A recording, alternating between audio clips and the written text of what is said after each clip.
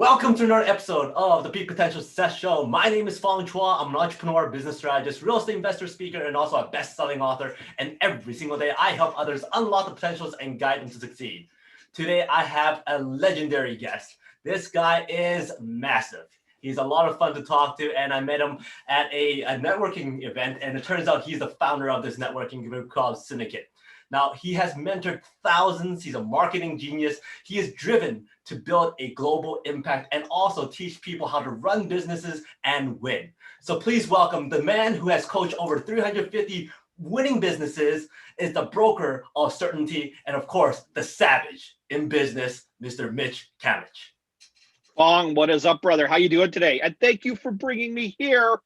And of course, I'm coming to you live from my office cul-de-sac deep in the bowels of the earth, the center of my domain. Let's do this. Well, first of all, thank you very much for being here and sharing some of your time. I'm going to get the first question out of the way, and that is, where did the word savage come in to your whole business brand? Oh, wow. I have never been asked that one. I love it. Love it right away. I started in this industry 8 years ago. And, you know, when you are creating an empire about being a talking head, let's be honest, that's what coaches and consultants are. We either get paid because we're pretty, we're smart, or we're both, right? In my case, at least I'm smart, so that's always helpful, right? Self-deprecating humor. When I started 8 years ago in this industry, hook, language, method, message, impact, what creates interest, curiosity, ignites the mind, etc., became forefront. After all, to get response out of people, you had to do that. And so I tinkered an awful long time. And then I merged businesses with a partner of mine, and it really started to coalesce the thinking around how language creates the narrative and story. And so when my partner and I actually went our separate ways, we split up our business and went our separate ways. I had to put down on paper first, and that's why I keep so many of these sitting, you know, right here at arm's length, along with a whole bunch of these as well. I put down thinking what it actually meant for me to work with people. And I know I'm going into this long diatribe instead of being the savage in business, but what created impact? And people spent so much time, start with the word savage, you know, this one right here on my chest, started by me being pissed off. I got into this business because I was pissed off because something like running a small or medium-sized business, again, yeah, I work with companies with hundreds or thousands of employees, but I like the ones with 1 and 2 and 5 and 10 and 20 employees. It was so tough to find that information. That business was savage. It was lawless. It was the jungle, baby, right? Guns N' Roses did a perfect song about this. It's the jungle, and the law of the jungle is savagery first and foremost. It's survival of the fittest, and small businesses failed so regularly. So it was a take on the environment that business was at. And then from there, I'm like, well, what do you have to do? You have to create the environment where you are something in business. It became savage in business. First of all, you had to survive it being savage in business. And to do that, you had to turn into a savage in business. Now, never let that construe or take away from the fact that, of course, people need to conduct business ethically, morally. They need to take care of their employees and stuff like that. But when you look at some of the most noted military historians or some of the best business people, some of them in our current marketplace right now, they certainly display or exude savage in business, yet they have a penchant for treating their people really well at a certain level. And those that really succeed have them as well. So savage in business became, first of all, about the environment that we are all in. It's universal for us to struggle. But then it became the attitude that you have to have. If you are not willing to put the interest and needs of your business first, which means taking care of clients, taking care of your staff, but more importantly, thinking about what's it going to take for my business to survive, then what's it going to take to thrive, grow, and then become sustainable. If you cannot adopt or adapt the attitude of becoming savage in business, your business will die. And so we have savage in business, and now it's on shirts and it's on the interwebs and it's all over the place. And it's one of the things I say all the time. But savage in business is a mindset you have to have, because otherwise business is ruthless and other people unapologetically will take what you have. So it is up to you to make sure that you are unassailable, that you have what you need, and that you are continuing to foster that my business first mentality. If it's between me and you, I want my business to win. Doesn't mean we can't both win, but I want mine to win first. I don't want to make way for you. I want to make sure that my business is the one at the front of the line.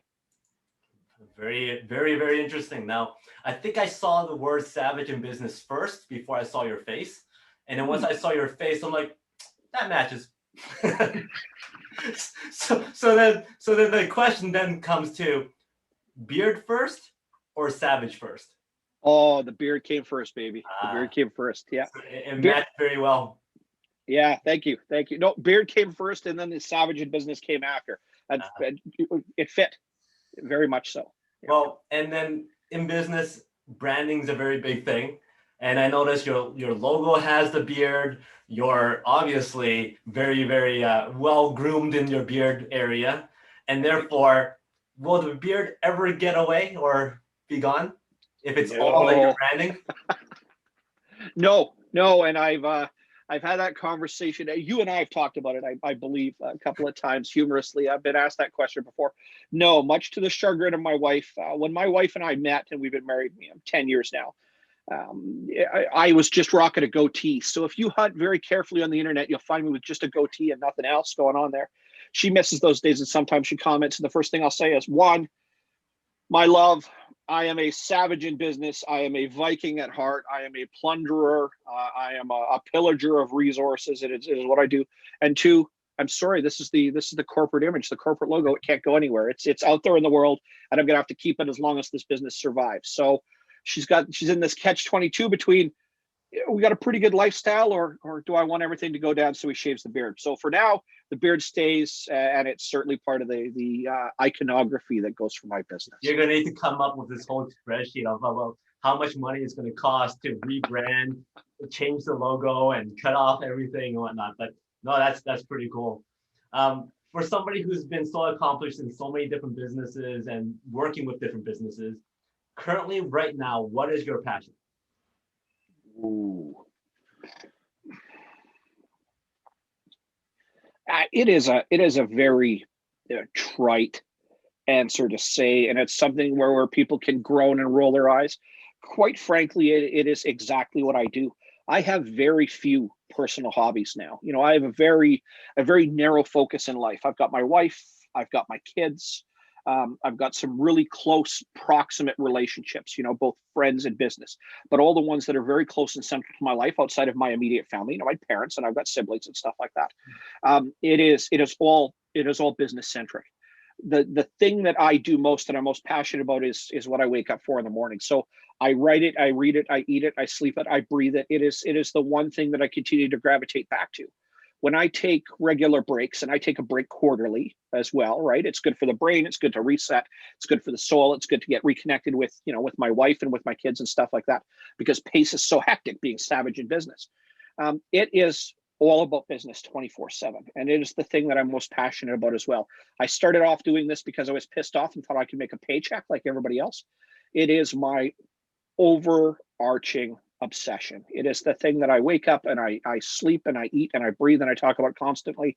My wife hears every day, we come home from work. In my case, I come out of the office and I go upstairs, and she comes home from her work, and we talk about her day, and all I do is talk about business, and all I do is think about business, and all I do when I'm surfing on here, other than finding the next best gift to use or a meme that titillates and makes me laugh out loud for more than 2 minutes, is business. It's all business related. It's what I do. It's what I'm passionate about. I look, I read, I foster, I filter, I absorb.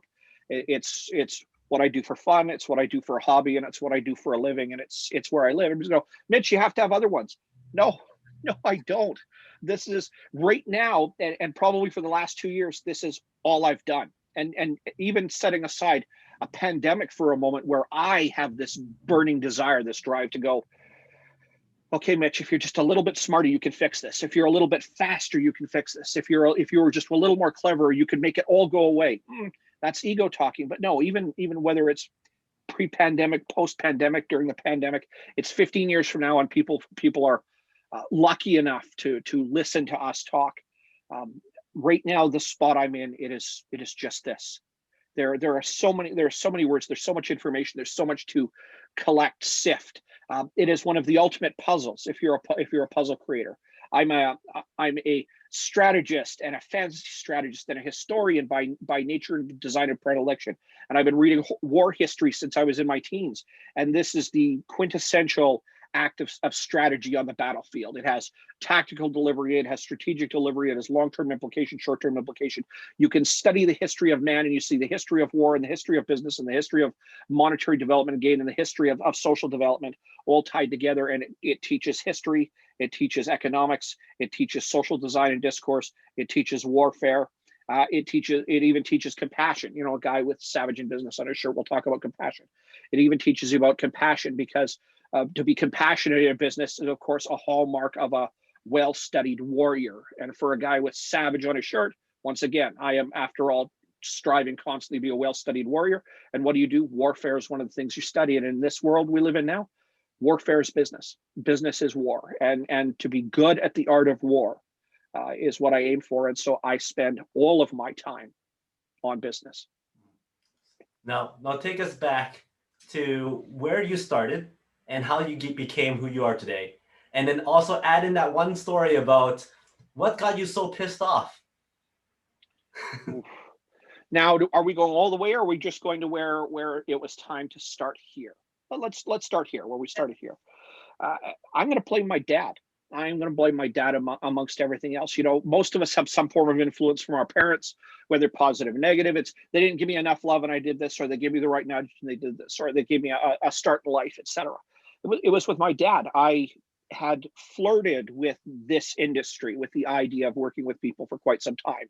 And, you know, I've been a mortgage broker and a financial planner, and I've owned restaurants and food service businesses, et cetera, et cetera, et cetera, interspersed throughout a life that included regular gainful employment with other people. But I kept circling back and kept circling back and kept circling back and kept doing these things in bits and pieces and spots. And I would get hired by a company here and a company there, et cetera. My dad and I sat down one day. He goes, "Mitch, what do you really want to do?" And this had probably been about the 6th or 7th major contract I had landed at this point. So, well, actually, Dad, I'd like to do this. You know, I think this is something I can do. And until that point, you know, I was the one out of the three of us. There's me and 2 younger brothers growing up. I was the one that was quite a bit more woolly along this line. The other 2 had a little more of a focused plan to start out in life, right, than I did. And he goes, "Well, listen, you've never listened that well in the past, but if you do now, at least have a plan, have a skeleton plan, a framework of some kind that's going to put you in that spot. Look at what you need education-wise. And no, I don't mean going to university or whatever. It's look what you need education-wise. What's it going to take for the fundamentals? What are some skills you're going to have to develop? Where do you want to get to? Are there people you can get to? You can go to work with, you can partner with, whatever you have to do that."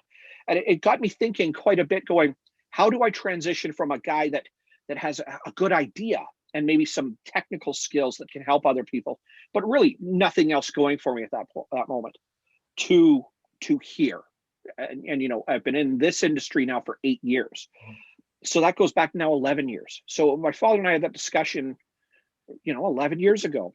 And he said, put that plan in place. And so the first thing is I actually went to work for a major retailer, major box store, Starbucks. And I went to work for them and ended up as a corporate trainer, ended up working with them at the store level, training store managers and supervisors, and, you know, training inside of the partnership program and the baristas and everybody else that came into it, and spent a year with them. And then I transitioned to another major retailer where it was the same role. So I spent 2 years in a row. And if you know anything about the big franchise or big licensee model, every store, regardless of size, whether it's a kiosk that does a couple $100,000 a year in revenue, or a big box that does multi-millions, you know, in the case of, let's say, Starbucks, for example, or McDonald's or something like that, all of them are a small business. Every store manager or every franchisee has to hire. They've got a certain control over their own marketing. They have to schedule, they have to order, and they have to handle their logistics. They have to deal with human resources complaints and issues. They have to hire, fire, source. They have to take care of customer service. They have to make sure when somebody's sick, they're the first person to come in. So it builds this really strong small business mentality, the small mindset.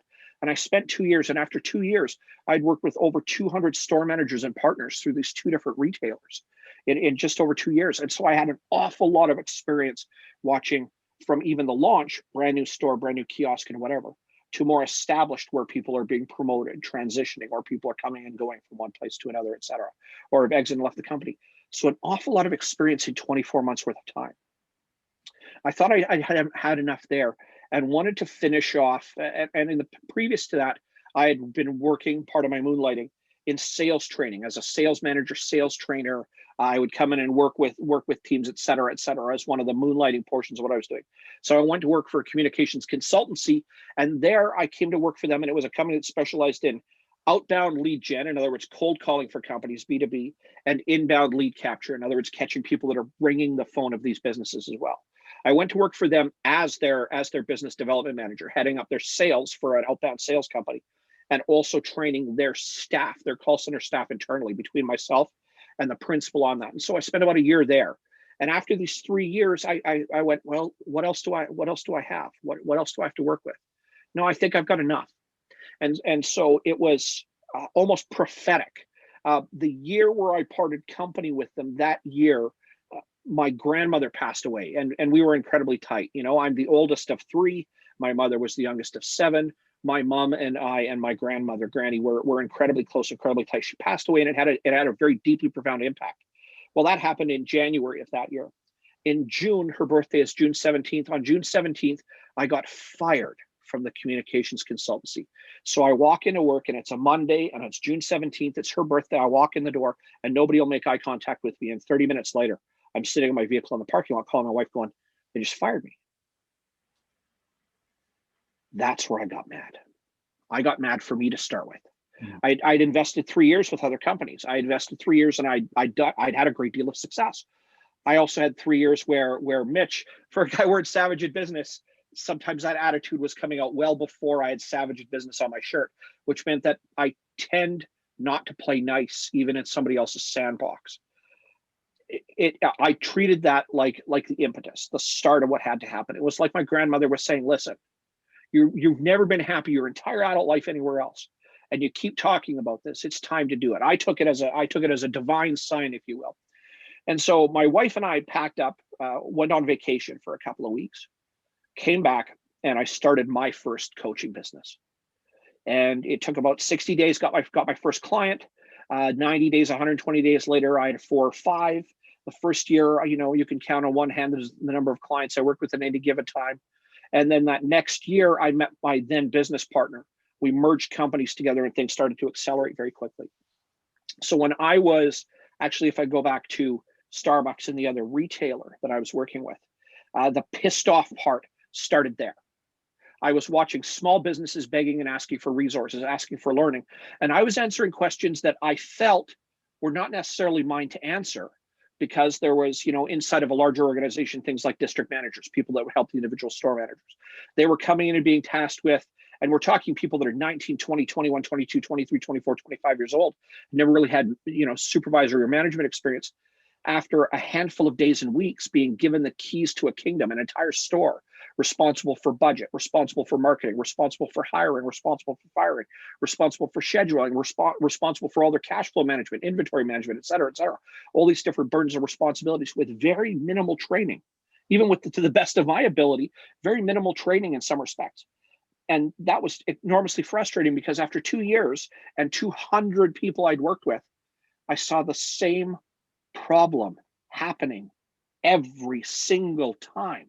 And in my head, whether I'm clever enough, or whether I'd absorbed enough information, or whether I'd learned enough by proxy design or my background, always seemed really simple to fix.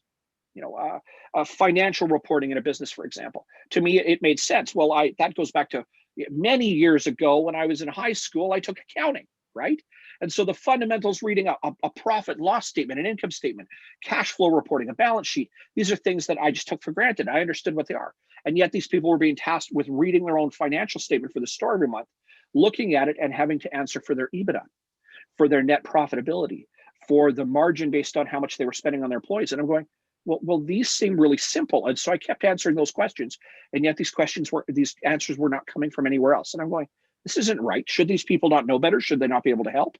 And so I spent 2 years doing that. And when I went to work with the communications consultancy, even though our primary job was to help with sales and marketing, ultimately in a B2B market space for our clients, we heard the same problems. And I'm watching both big and little companies. We're watching people with dozens or hundreds of employees running into cash flow issues. How do you run into cash flow issues when you're doing millions of dollars a month in revenue? Never mind doing thousands of dollars a month in revenue for somebody who's just started their business and trying to get by. What do you mean you can't pay your bills? What do you mean you're behind on your taxes? What do you mean you're too busy to keep the sales going? What do you mean when you're feeling scrambly right now? Didn't you plan well enough, or don't you know when your sales cycles? So I kept watching these things and hearing them over a period of 3 years, and I thought, this is untenable. It's ridiculous. Is there nowhere to go? And all I kept hearing from people that I would ask, people that I assumed were smarter than I am, where do you go? Well, you get an MBA. And then I started to run into people with MBAs running smaller businesses going, I don't know where the cash is going. And that finally created a light bulb moment. And so when I started my business in July of that year after getting fired on my grandmother's birthday, the first thing I said was, well, what are the universal truths? What are the things I've listened to over the last 3 years? And it boiled down to just a handful of constant basics, mechanics in business. People had a hard time managing their cash flow. They had really hard time organizing their time, so they were focused on smart stuff. Really hard time selling effectively. Had no clue how to market. And I don't mean because marketing is a technical skill. They just had no clue what it meant. They had no idea how to read it, to understand it. They had no idea what to expect, how to budget for it. They had no idea even to articulate, if I do this, what should happen? I want the phone to ring. It was really tough to do that. And so I started with those. I started with some basics, some fundamentals from previous that I'd seen them going, this can't be right. And as I started to have conversations, first month, 2 months, 3 months, 6 months, a year in, every time I talked to a business owner, I heard exactly the same problems all the time. Whether it was, I've got 2 employees, or I've got 20 employees, or I have 200 people working with me. I heard the same things over and over again. And that really made me frustrated. And that was the fuel that really got me going that first, like, well, shit, I'll show you that you can do this. And that's where the pissed off part came from, is that I watched, young or old, new or experienced, having the same problem all the time. Made me angry, because there should be somewhere to go for a resource that, one, doesn't break the bank, but 2, is actually really simple or really easy to find. And the longer I spent transitioning 8 years now to here, often for many of these instances, in a little business, it doesn't take more than a handful of minutes to do. Yet it's something that's really tough to come by. And so that's where the pissed off part came from, because things that I've got a whole video series right now called 2-Minute Business Coach that teaches you how to do things if you run a little business in 2 minutes or less, that are all in this area. Managing your cash flow, starting some marketing for yourself, making a sales call, interviewing somebody for hiring, et cetera, et cetera, et cetera. All these things that actually, if you get some time and practice in, only take you about 2 minutes or so to do, which means that lots of essential functions in business, once you get some good practice, or you know how to do it, takes 2 minutes or less. And when it takes 2 minutes or less, it pisses me off to think that, why is this not universally available for people? Because quite frankly, the last part to being pissed off, when I finally understood the statistics, 87% of all businesses fail in the first 3 years. And they fail all the time for 5 things. And those 5 things, if you're a little business owner, you can do in 2 minutes or less. That's what had me pissed off. And it's kept me pissed off for 8 years. Well, I'm sure all those businesses that you've coached and got them into that winning realm have a lot to thank for, because of you being pissed off. Now, your answer there was very efficient, because you knocked off like 5 of my questions. I'm sorry. Oh, it's all good. I was gonna say, what motivates you, and it sounds like being pissed off motivates you. And then what's the reasons why people don't succeed? You already listed those 5 things out. So good on that. So thank you very much.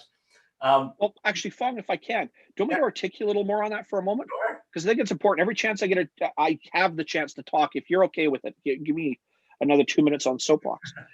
Cash flow, right?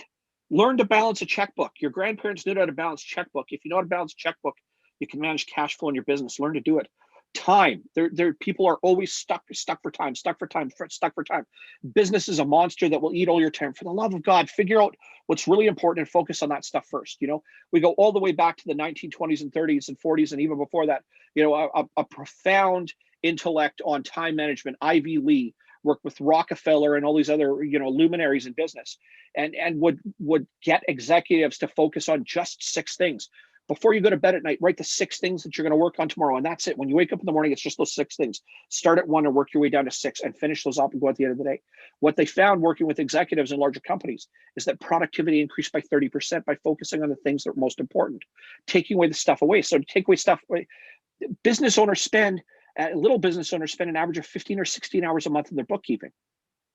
Average small business owners pay themselves an average of $74,000 a year in North America. That's $37 an hour. So if you spend 15 hours a month, you spend $540 a month doing your own bookkeeping because it's saving money. The average bookkeeper takes 2 to 4 hours to do the same books and costs an average of $220 in North America. You save $300 in 11 hours of your time by giving it to a bookkeeper.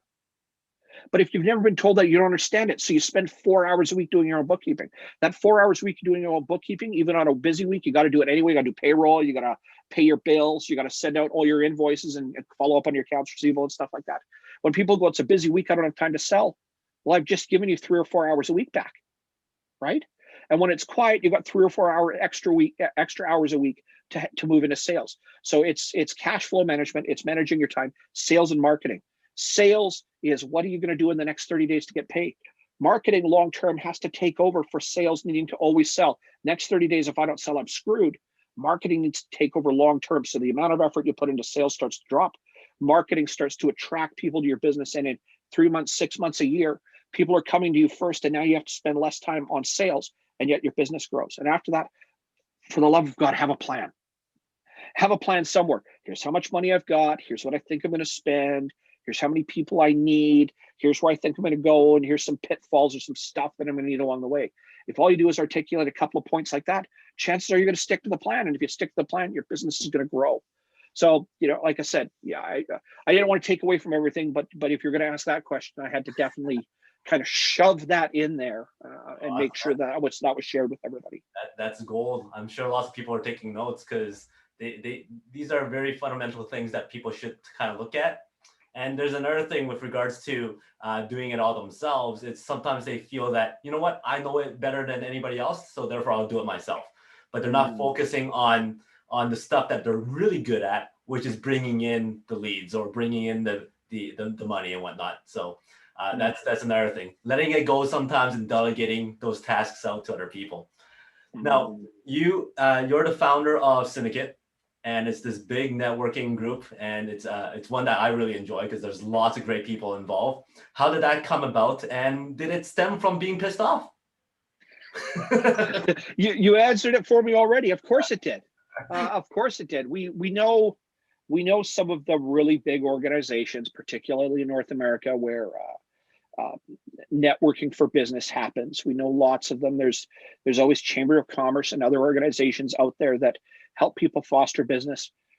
Frankly, it started from being pissed off, but it started as a challenge. I mean, my partner in crime in Syndicate is, my boy Ali, Rapid Boost Marketing. So Ali, there's your plug. You owe me $500, right? Kind of thing. But Ali looked at me and said, Mitch, what is it that really attracts people? Because when I work with people, an awful lot is predicated on the way we make decisions psychologically. I started off pissed off, but I spend an awful lot of time trying to understand what things happen. So when you look at sales and you look at marketing, it's social psychology, the way we make decisions. And so he asked me, what is it that not only attracts people to organizations like the chambers, et cetera, but what is it that keeps them there long-term? And more importantly, what do other organizations do? Like, I don't know, Freemasonry, churches, whatever, right? What do they all do? What is different? What is part of the adoption? And what I kept coming back to in discussions that we had were all centered around people need people that they can trust, that one, are going to actually help. Refer them. In other words, hey, I know somebody, I can send it to you. But more importantly, when they send somebody to them or ask for a resource, they do that. What builds great credibility in our lives as business owners is that an awful lot of our business isn't done mechanically because I talked to Fong and badgered him into buying. Fong had to trust me enough to do it. Well, after Fong trusts me enough to buy what I've got for a while, whether it's a product or a service or a commodity, he's going to start asking me for other things, even if I don't do them. And as I have resources, this builds credibility. It builds credibility for Fong, and it builds my sense of goodwill because I've got resources to be able to share, and that sets off the happy part of my brain. So it's not just about networking as well as it is about having access to resources that goes outside of that. In other words, the moment any business owner, big or little, new or old, has access to a community that can provide answers, provide advice and suggestions, potentially supplement business, take what you've got, but more importantly, refer others in, or you can refer out to them. That starts to build a sense of community. So we looked at it, first of all, what creates trust for people to actually want to do business or trade business off? And secondly, what do most business owners lack long-term? And that goes back to the being pissed off part. We lack fundamental education. We lack the right social circle. And this goes to you are the sum total of the 5 friends you have in life, or the 5 people in your close social circle. So what do you do with that? What if you pump that up? What if you put it on steroids? So that's where Syndicate came from. How do we put a community of business owners that are going to have a shared sense of values, that obviously want to grow their businesses, but are going to want to invest in relationships first, meaning that when you've got an ask, there's no sense of the vulnerable. In other words, I don't feel embarrassed to ask for something or admit I don't know something. Answers come without that sense of, oh, you don't know how to do this? Shame on you. And when you need to leverage or need a resource, need help, or hell, as a business owner, just have a bad day, you can say, help, I've had a terrible day.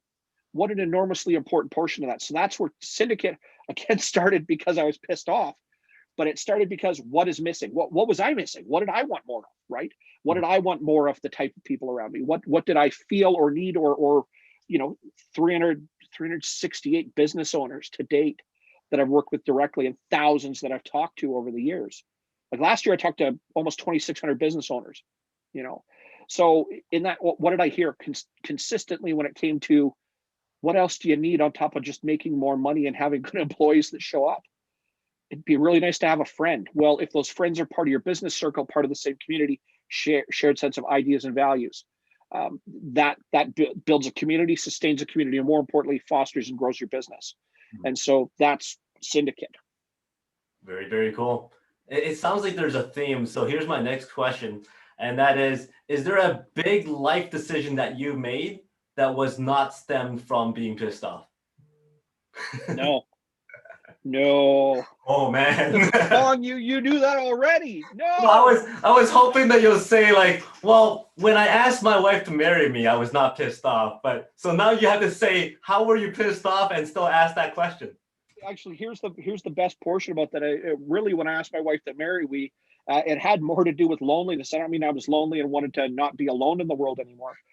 So here we go. Because listen, brother, everything in my life is unique to a sometimes a strange and sometimes a wonderful degree. My wife and I have actually known each other at arm's reach for years. Now, my wife is 8 years younger than I am. When she went to university, and I'm in the Edmonton area, so Edmonton, Alberta, she went to the University of Alberta. 2 years that she was going to the University of Alberta, she lived in a rental house, over in the old Strathcona area. And in that neighborhood, there was a school, an elementary school. And every spring, her and her girlfriend that rented the same house together would sit on the front step and drink wine coolers and watch these idiots that looked like they were in black pajamas running laps around that neighborhood. Well, those idiots in black pajamas was the 10-year period of my time where I ran a martial arts school, and those were my idiots running laps around the school outside the whole time. And so Kara, my wife, got married to a lovely gentleman named Chris. They got together. Chris, we're trying to figure out, sometime in the past, may have worked for me when I ran a corporate security company. And so we're trying to figure out if Chris and I ever knew each other. Chris passed away in an accident. He passed away in an accident, and this was about the time I was separating in my first marriage. I'm married for the second time, so is Kara. And so Kara and I came to each other in a really terrible place. She was recovering from a horrendous accident that it caused the loss of her husband. And so she was dealing with the trauma of that. Plus, coming out of this. I was coming out of a very contentious relationship, and my ex-wife and I did not get along very well. We did not treat each other very well, and it was a very hostile time. So we both needed somebody. We came to each other at that moment in time, but it was still because I didn't want to be lonely, and I was pissed off with the way I'd been treated to start with. So when you're asking about that, it's what it was. But we started to date, and now where I say it changed to something for a moment about being lonely, it took enough of these instances to tell me that's where it was. So asking my wife to marry me was because there were too many instances where life had told me that this is what needed to happen. In fact, it would have been the opposite of being pissed off. Would have been pissed off if I didn't. We got together. We're trying to figure out whether her husband Chris and I had ever worked together at some point. That very first year, that very first summer, and he had been a graduate for a program from Grant MacEwan. They named a memorial award after him. That memorial award, the first recipient was my youngest brother. He won that memorial award for being in the same program that Chris was in, and then in this award for. And we go all the way back to where she was watching me and my idiot band of martial arts students running laps around this school and stuff like that. So all these moments came up there, and I'm like, I'm going to be pissed off if I don't, because it looks like we were meant to be together. We got together because we were there.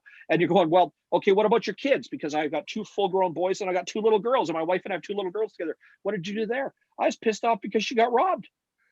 You know, so she lost her husband in that first accident. She was also pregnant. Yep. And we got together, and she goes, I'm going to need somebody else that still wants to invest in children.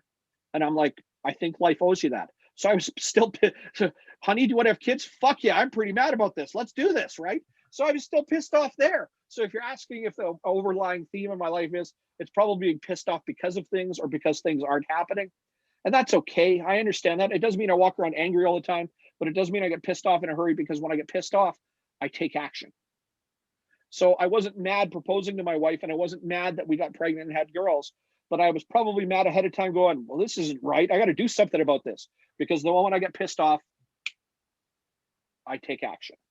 Well, I gotta say, I'm really happy that you did get pissed off, because I won't be talking to you today. So thank you for that. We already went by almost like 35 minutes, so this is awesome. So a couple of quick questions left. Basically, you're a coach. You help a lot of people achieve their dreams, achieve their successes. What is the best coaching advice that you received yourself? I still have my coaching relationship. So first of all, to anybody else that's a coach out there, a consultant or whatever it is, continue to invest in coaching. Okay, that's the coach's advice to everybody else. If you don't have a coach, get one. If you are a coach, keep the coach you had before, or find another one that can level up. But my coach, a beautiful man, Dr. Keith Wagner, and he is stellar. We are really close friends. We've had a relationship together for 5 years. It's absolutely, we share clients and we do work together. His best advice to me, which has been central, because about this whole pissed off theme as well, an awful long time, I'm like, if nobody else can do it with me, screw you. I'm going to do it myself. And he goes, Mitch, there's no competition amongst lighthouses, meaning that there can be many people around. Some people have a flashlight, some people have a lantern, some people are lighthouses. But when you put one lighthouse here and one lighthouse here and one lighthouse here, they're all doing the same job, same function, but they can work together complementary. They can support each other. Best advice I've ever had when it came to that as well, because it taught me that certainly amongst coaches and consultants first, we could find a way to not only work together, but thrive. We can build a community, we can build our businesses, we can make more money, do those other things, because it's really rare. But then when you look at other businesses too, you know, Syndicate's a great example of that inside of our other family, a business family. We've got pockets of coaches, we got pockets of IT, we got pockets of bookkeepers and accountants, and we got all these people where you're going, there shouldn't be more than one accountant kicking around, or more than one IT person, the guy that works with the computers and stuff like that. Yet they've all found ways to collaborate. So time and again, whether I've had a direct influence on it or whether it's something I just get to watch, no competition amongst lighthouses is really important, because it means, what it really means at the end of the day is to remove ego. Get your ego out of the way, take it and park it over here, because there's something to be had from everybody. There's somebody that can contribute all of it. But also don't forget that what your primary function is. And in mine, it's to, first of all, keep a beacon light going so people are aware that land's nearby. And if you know anything else about lighthouses too, is that light just doesn't spin. It points at stuff. Mm-hmm. It points at hazards, flaws, dangers, etc. It helps to guide and navigate ships at night, ships in fog, ships in the daylight use navigation beacon markers and lighthouses to tell them where they are in relation to everything else, and to be able to navigate safely and appropriately. So there's no competition amongst lighthouses, because you can either work complementary, and you can also remember what your primary function is, and nobody else can detract from that or take it away. Mm-hmm. You have the world stage at your fingertips, and you have the next 2-3 lines to share one important message that you want everybody to hear. What would that message be? Finish every day with more cash than you started. Hire people that you would get married to. In other words, you can live with every day, because you're going to spend a lot of time with them. And even for the big businesses, sell every day. Do it. Awesome. More cash, hire people that you would marry, and sell every day. Very well said. Now, to finish this off, I got 5 very quick questions for fun. Give me the stuff that comes to mind. Right? Top 3 fictional characters with beards that you would like to meet. Obi-Wan Kenobi, Star Wars, absolutely. Gonna be him. He's gonna be at the top of the list all the time, no matter what. Who else do we want? Sean Connery in Highlander. Mm-hmm. The first one, 1982. Yeah, because Sean Connery's always a badass. And he's got the little tiny soul patch down here with the mustache. So I'm going to count that in because Sean Connery's a badass. You know, James Bond, got to meet him as well. Third person with a beard.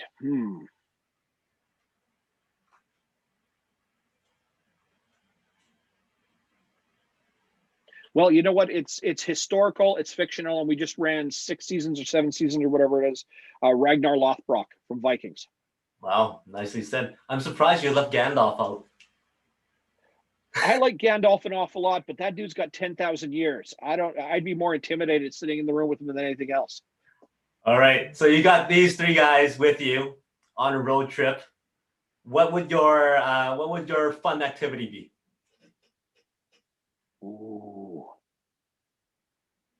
Oh, good question. You know what?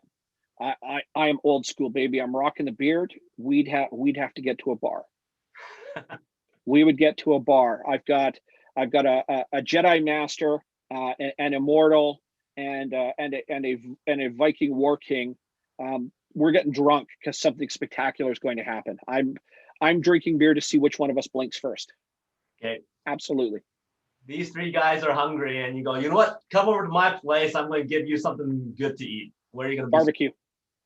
What's your southern barbecue, baby? Pulled pork, brisket, yeah, you name it. What's a hidden talent that you could perform on stage? And don't say speaking. Oh, perform on stage. Interesting. I actually, it has more to do with the stage. I used to write plays a lot. Awesome.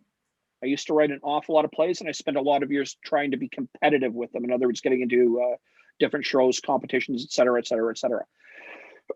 So I think I'd rather be in the audience than on stage as well, because, you know, speaking is my passion. I cannot carry a tune in a bucket when it comes to music, but I would certainly write, direct, and produce what somebody else was watching on stage. I've got a real passion for stagecraft and playcraft. Awesome. Well, you got the 3 guys that's going to be part of your play. So that's great. Like Ewan McGregor, Sean Connery, and oh God, what's his name? I'll remember it later. But yeah, awesome. Badass. Love it. And final question: what is success like? Give me a number between 1 to 4. What is success like between 1 and 4? Give me a number between 1 to 4. 4. 1, 2, 3, 4. Done. So how is success like a Pez dispenser? A Pez dispenser. Ooh. Success is like a Pez dispenser for 2 reasons, and only 2. Success doesn't come if you don't refill it regularly. And if you don't pick the right flavor, you're never going to get out of it what you asked for. Awesome. Very well done and well said. So thank you very much for your time and your wisdom. Any last words from you? Fong, it has been an absolute privilege and a pleasure as always, brother. I love spending time with you. People, get your head in the game. Right now, while we're recording this, we're in the middle of a pandemic.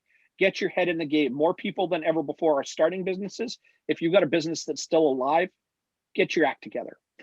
I'm wearing a shirt that says Savage in Business. Just get your crap wired and make it happen, because there are literally no excuses. We're talking to you over the interwebs right now. There's no excuses for what's going on in business. If it's not working, change it. If you don't know how to, get help. Resources are available right here, whether you pay for them or not. But if you can, find somebody smarter than you and get them to teach you to do things you don't know how to do.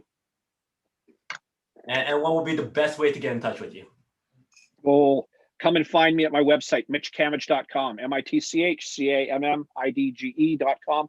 Hell, you can even come find me at savageinbusiness.com. That one's pretty easy to come and find me at as well. But mitchcammidge.com is going to get you right there. And of course, I'm across all the social platforms. You can find me at Mitch Cammidge on Twitter, at Mitch Cammidge on Insta, at Mitch Cammidge Official on Facebook. Sensing a theme? Come and hit me up on LinkedIn at Mitch Cammidge. You're not going to go wrong. You're going to find me in all those places. And I am happy to have a conversation, and more importantly, to help. And tell him what you're pissed off at. He'll fix that. I will. And likely I'll be pissed off with you. Awesome. Well, thank you again very much for your time and your stories and your wisdom. Much appreciated. And I know everybody got a lot of good nuggets from that. So much appreciated. Fong, thank you, brother. Have a great day. Once again, he is a savage in business, Mr. Mitch Cammidge, and my name is Fong Chua. Until next time, today is the day to unlock your peak potential. We'll see you later.